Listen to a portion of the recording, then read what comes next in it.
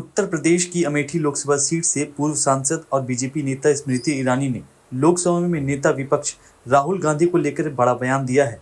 स्मृति ने कहा कि अब राहुल गांधी की राजनीति बदल गई है, वो एक अलग राजनीति कर रहे हैं। वो चाहे आपको अच्छा लगे या नहीं, लेकिन वो अलग है। स्मृति ईरानी ने एक पत्रकार के पॉडकास्ट टॉप एंगल में तमाम मुद्दों को लेकर बात की। इस दौरान जब उनसे राहुल गांधी को लेकर सवाल किया गया तो उन्होंने कहा कि राहुल गांधी की राजनीति में बदलाव आया है। उन्हें लगता है कि उन्होंने सफलता हासिल की है। बीजेपी नेता ने राहुल गांधी को लेकर कहा कि वो संसद में टी शर्ट पहन रहे हैं। वो जानते हैं कि उस सफ़ेद टी शर्ट से वो युवा पीढ़ी में क्या संदेश देना चाह रहे हैं। हम इस गलतफहमी में न रहे कि वो कोई भी कदम चाहे आपको अच्छा लगे या बुरा लगे, वो आपको बचकाना लगे, लेकिन वो अब अलग राजनीति कर रहे हैं। पूर्व सांसद स्मृति ईरानी ने अमेठी सीट पर साल 2019 में राहुल गांधी को हराया था, जिसके बाद वो अक्सर राहुल गांधी और गांधी परिवार पर तीखे हमले करती रही हैं। हालांकि राहुल गांधी की तरफ से उन्हें लेकर कभी कोई बयान नहीं आया। 2024 के चुनाव में जब कांग्रेस ने इस हार का बदला लिया और स्मृति ईरानी अमेठी हारी, तो सोशल मीडिया पर वो निशाने पर आ गई थी। अमेठी में कांग्रेस सांसद किशोरी लाल शर्मा के हाथों मिली हार के बाद उन्होंने सोशल मीडिया पर काफी ट्रोल किया गया, जिसके बाद राहुल गांधी उनके बचाव में आए। उन्होंने स्मृति का नाम लिए बिना उनकी ट्रोलिंग को गलत बताया और कहा कि चुनाव में हार जीत चलती रहती है। They say success has many fathers and failure has none.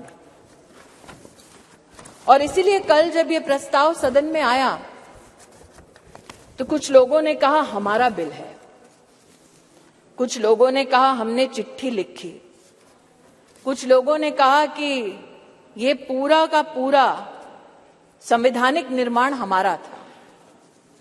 आज ऐसी एक सम्मानित नेत्री ने सदन में अपना वक्तव्य रखा, लेकिन उनका मैं एक विशेष रूप से आभार व्यक्त करती हूं कि 2 विषयों पर उन्होंने ऑन रिकॉर्ड स्पष्टीकरण दिया है।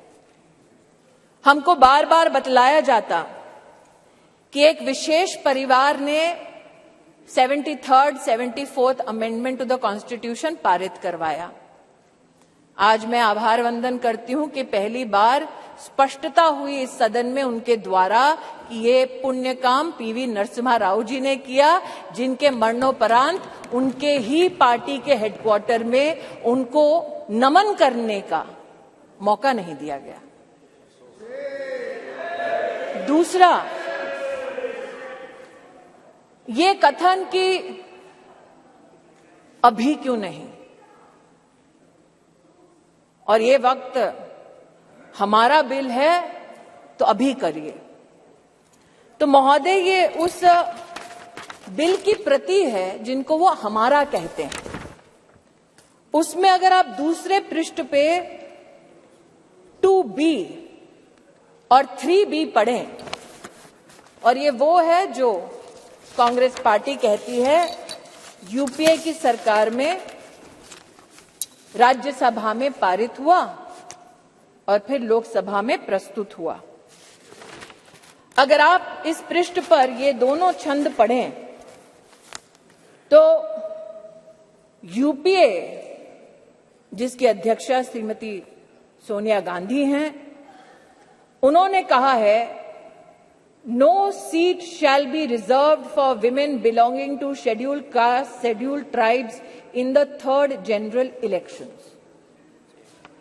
3B पढ़ें तो उन्होंने कहा, प्रस्ताव दिया, no seat shall be reserved for women in the 3rd general election।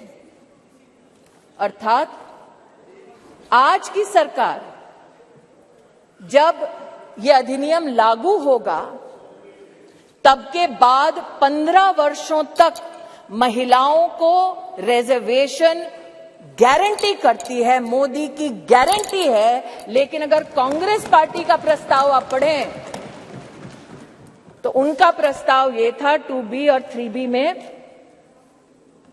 कि no seat shall be reserved for women in SC/STs in the 3rd general election, no seat shall be reserved for women in the 3rd general election.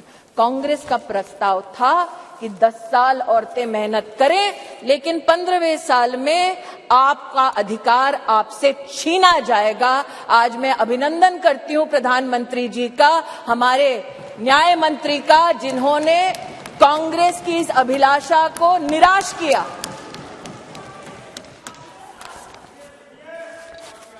फिर इनका ये वक्तव्य कि आप अभी क्यों नहीं कराते। महोदय, हम जानते हैं कि संविधान को छिन्न भिन्न करना ये कांग्रेस की पुरानी आदत है, लेकिन आज अगर आप इसी गरिमामय संविधान के अनुच्छेद 82 को पढ़ें, 82 ये किताब नहीं है, संविधान का मेरे हाथों में, तो आपके लिए किताब होगी, हमारे लिए पूजनीय है, संविधान है ये।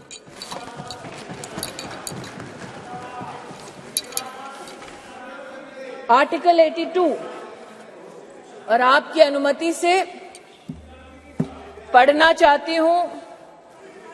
Upon the completion of each census, allocation of seats in the House of the People to the states and division of each state into territorial constituencies shall be readjusted by such authority and in such manner as Parliament may by law determine, provided also that until the relevant figures for the first census taken after the year 2026 have been published.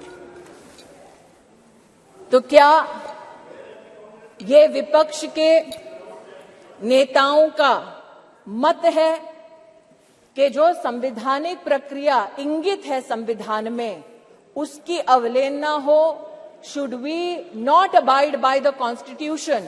Is that the position taken by leaders of the opposition parties? That is my humble suggestion and submission. फिर यह आरोप लगाया गया कि आप OBC और मुस्लिम reservation क्यों नहीं देते। मुझसे ज्यादा अनुभवी लोग जो वर्तमान में बिना माइक के और पीठ की परमिशन के दांत चबा चबा कर बोल रहे हैं,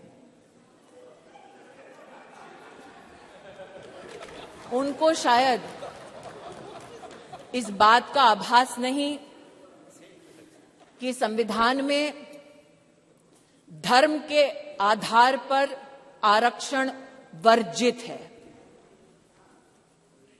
इसलिए मैं आज आपके माध्यम से महोदय आग्रह करना चाहती हूं कि ये भारत वो भारत है जहां पर आज लोगों के पास व्यवस्थाएं डिजिटली भी पहुंची हैं, और इसीलिए हमारे देश के नागरिक जिस प्रकार से विपक्ष भ्रमित करने का प्रयास कर रहा है, उस भ्रम में ना फंसे, इसलिए तथ्यों का रिकॉर्ड पर आना उचित है। जो आज इस सभागार में बिना पीठ की अनुमति के आते ही एक शब्द का उच्चारण कर रहे हैं, इनकी राजनीतिक पृष्ठभूमि देखी जाए तो महिला के साथ विधानसभा में क्या आचरण करने का इनका इतिहास है।